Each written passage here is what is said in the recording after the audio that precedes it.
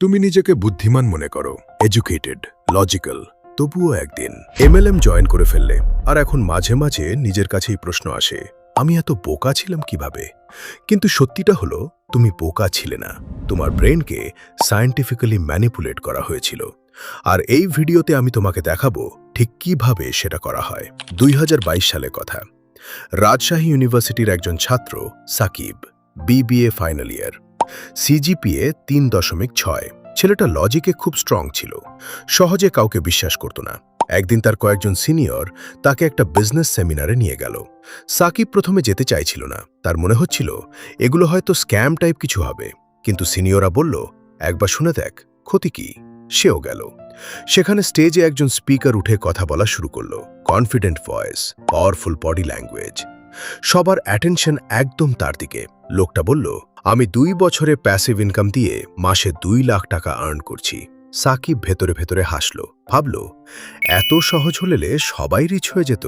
কিন্তু আশ্চর্যের বিষয় হলো, মাত্র 45 মিনিট পরে সেই সাকিবই ফর্ম ফিল আপ করছে, 5,000 টাকার প্রোডাক্ট কিনছে।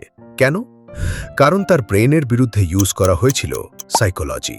প্রথমে ইউজ করা হয়েছিল সোশ্যাল প্রুফ। সেমিনারে প্রায় 100 মানুষ ছিল, সবাই ক্ল্যাপ করছিল, সবাই এক্সাইটেড ছিল। কেউ কেউ দাঁড়িয়ে চিৎকার করে বলছিল, লাইফ চেঞ্জিং অপরচুনিটি। আর তখন তোমার ব্রেন অটোমেটিক্যালি ভাবতে শুরু করে, এত মানুষ যদি বিশ্বাস করে তাহলে হয়তো এটা সত্যিই ভালো কিছু। এটাকেই সাইকোলজিতে বলে হার্ড মেন্টালিটি। মানুষ অনেক সময় নিজের লজিক দিয়ে ডিসিশন নেয় না, দল যা করছে সেটাই ফলো করে। তারপর আসে আরেকটা পাওয়ারফুল ট্রিক, অথরিটি বায়াস।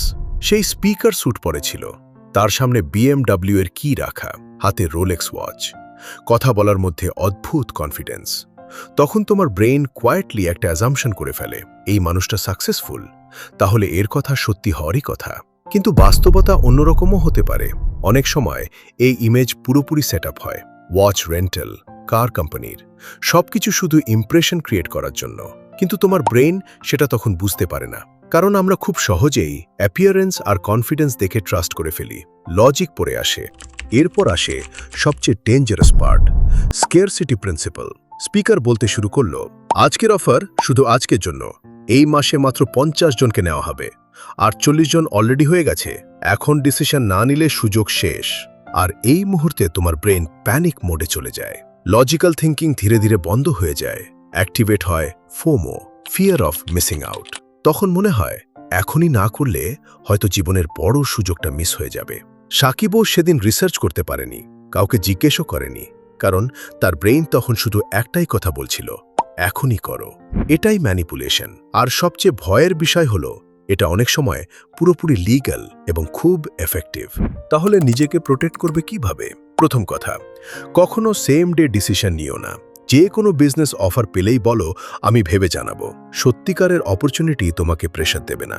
দ্বিতীয় কথা, যে জিনিস তোমাকে তাড়াহুড়ো করায় সেখান থেকে একটু দূরে সরে দাঁড়াও, কারণ ফেক অপরচুনিটি সাধারণত প্রেশার ক্রিয়েট করে, রিয়েল অপরচুনিটি সময় দেয়। তৃতীয় কথা, গ্রুপের মধ্যে বসে বড় ডিসিশন নিও না, একটু একা হয়ে ভাবো, কারণ গ্রুপ ইমোশন অনেক সময় তোমার নিজের চিন্তাকে ইনফ্লুয়েন্স করে ফেলে। আর শেষ কথা, কোয়েশ্চেন করতে শিখো। জিজ্ঞেস করো, আপনি আসলে কত ইনকাম করেন? কোনো প্রুফ দেখাতে পারবেন? রিয়েল মেন্টর প্রুফ দিতে ভয় পায় না, ফেক মেন্টর ইউজুয়ালি রেগে যায়। আজ সাকিব রিকভার করেছে, সে এখন একটা রিয়েল কোম্পানিতে জব করে ভালো আছে, কিন্তু তার হারানো 50,000 টাকা আর ফেরত আসেনি।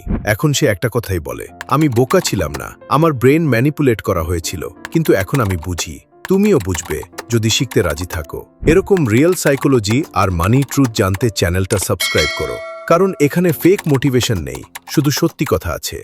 আর কখনো কখনো সত্যিটাই মানুষকে সবচেয়ে বেশি বাঁচায়।